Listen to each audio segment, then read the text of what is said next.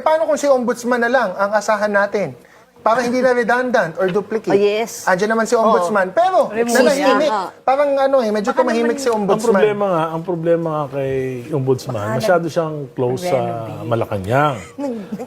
And he's acting like not just an ombudsman but a member of the cabinet of the president. Yes. Di ba?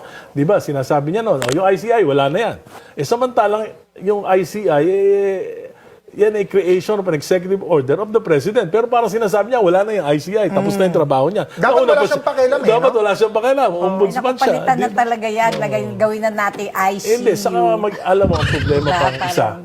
Ang isang pang problema, dapat talaga yung ombudsman non-partisan. Ang problema, hindi pwedeng mangyari yan dahil nag-announce na SILG na may possibility na tumakbo siyang Yung presidente. kapatid, si John Brick. Conflict of interest. So pag may kalaban siya, tapos kinasuhan ni ombudsman, meron ng suspecha. Pero what can